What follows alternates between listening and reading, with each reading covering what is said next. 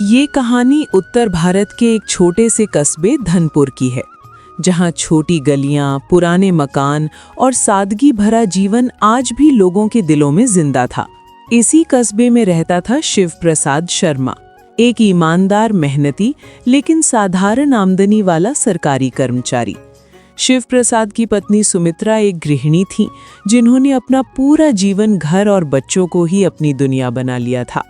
शिव प्रसाद के 2 बेटे थे, बड़ा बेटा विक्रम और छोटा बेटा अमन। दोनों भाइयों का स्वभाव एक दूसरे से बिल्कुल अलग था। विक्रम बचपन से ही तेज दिमाग वाला, महत्वाकांक्षी और खुद को दूसरों से बेहतर समझने वाला लड़का था।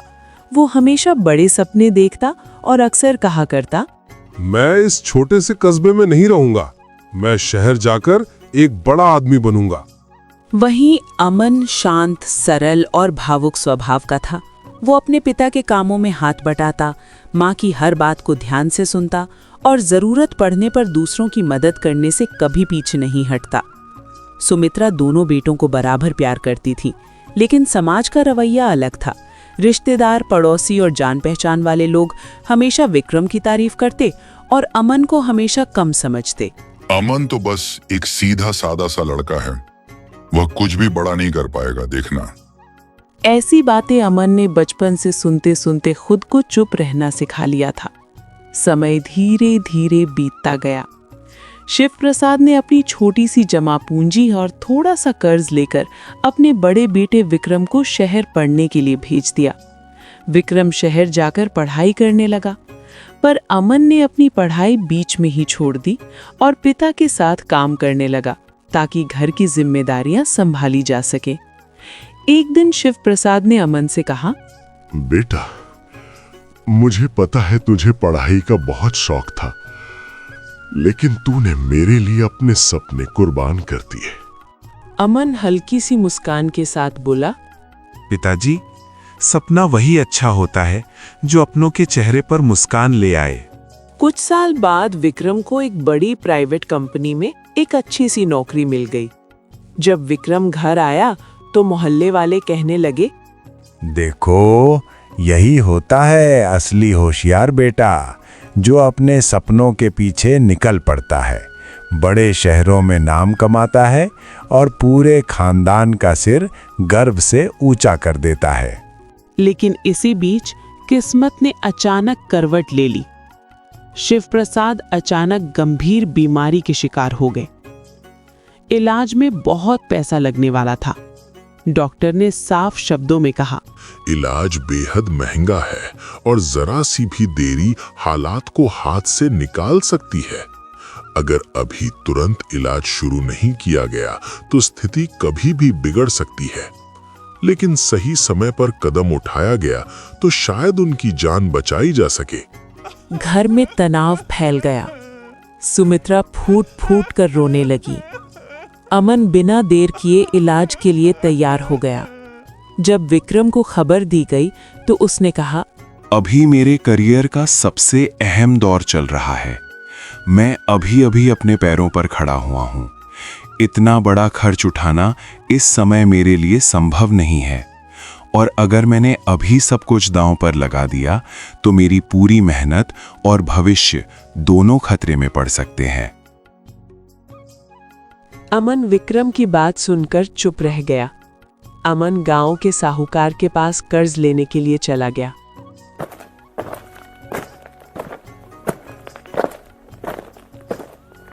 मेरे पिताजी बहुत बीमार हैं। उनका इलाज करवाने के लिए मुझे पैसों की सख्त ज़रूरत है, तो क्या आप मुझे कुछ पैसे दे सकते हैं ताकि मैं अपने पिता का इलाज करवा सकूं? साहूकार उसे पैसे देने के लिए तैयार हो गया। उसने अमन को उसके पिता के इलाज के लिए कुछ पैसे उधार दे दिए। अमन ने वो पैसे डॉक्टर को देकर अपने पिता का इलाज शुरू करवा दिया। कुछ समय बाद शिव प्रसाद ठीक हो गए, लेकिन कर्ज का बोझ अमन के कंधों पर आ गया। शिव प्रसाद ने बिस्तर पर बैठे बैठे भारी आवाज में कहा, अमन बेटा, मैं जानता हूं कि इस घर की हालत अच्छी नहीं है। मेरी बीमारी ने तुम सबको मुश्किल में डाल दिया। कभी कभी सोचता हूं कि काश मैं तुम्हारे लिए कुछ बेहतर कर पाता। एक पिता होकर भी मैं तुम्हारे कंधों पर इतना बोझ डाल रहा हूं। पिताजी, आप ऐसा क्यों सोचते हैं? आपने हमें ईमानदारी और मेहनत की सीख दी है। अगर आज मुश्किल समय है तो मैं उसे संभाल लूंगा। ये कर्ज नहीं, मेरा कर्तव्य है। आप बस जल्दी से ठीक हो जाइए, यही मेरे लिए सबसे बड़ी राहत होगी। कुछ ही महीनों बाद शिव प्रसाद को दिल का दौरा पड़ा और उनका देहांत हो गया। घर मानो उजड़ गया। माँ टूटती आवाज में बोली, अमन, तुम्हारे पिताजी के बिना ये घर कितना सूना हो गया है। अब हर जिम्मेदारी तुम्हारे ऊपर आ गई है। मुझे डर लगता है कि तुम अकेले इतना सब कैसे संभालोगे। माँ, पिताजी ने हमें मजबूत बनना सिखाया था। मैं वादा करता हूं कि इस घर को कभी बिखरने नहीं दूंगा। चाहे कितनी भी मुश्किल आए, हम साथ रहेंगे और हर परेशानी का सामना करेंगे। संपत्ति के बंटवारे के समय विक्रम ने बराबर हिस्सा ले लिया, लेकिन कर्ज की जिम्मेदारी से खुद को अलग कर लिया। विक्रम ने गंभीर स्वर में कहा, देखो अमन, मैं अपनी जिंदगी की जिम्मेदारियां खुद संभाल रहा हूं। कर्ज का बोझ मैं नहीं उठा सकता।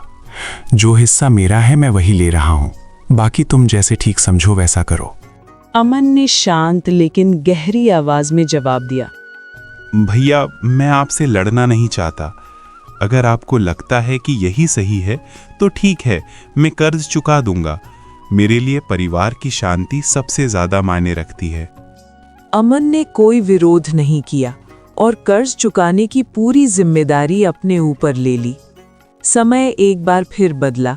विक्रम की नौकरी चली गई, कंपनी बंद हो गई। विक्रम खाली कमरे में खुद से बात करते हुए बोला, जिस नौकरी पर मुझे इतना घमंड था वही आज छिन गई। जिन लोगों के सामने मैं खुद को सफल समझता था, आज उन्हीं से नजरें मिलाने की हिम्मत नहीं बची। शायद मैंने रिश्तों की कीमत देर से समझी। विक्रम के पास न पैसा बचा, न ही पहले सा सम्मान। वो अंदर ही अंदर पूरी तरह टूट चुका था। उधर अमन ने मेहनत से एक छोटा सा व्यापार शुरू किया। अमन अपने एक ग्राहक से मुस्कुराकर कहता, मेरे लिए व्यापार सिर्फ पैसे कमाने का जरिया नहीं है। मैं चाहता हूं कि लोग मुझ पर भरोसा करें। अगर भरोसा जीत लिया तो सफलता अपने आप पीछे आएगी। ईमानदारी और भरोसे के बल पर धीरे धीरे उसका काम बढ़ने लगा। एक शाम विक्रम अमन के दरवाजे पर खड़ा था। आंखों में शर्म थी और चेहरे पर थकान।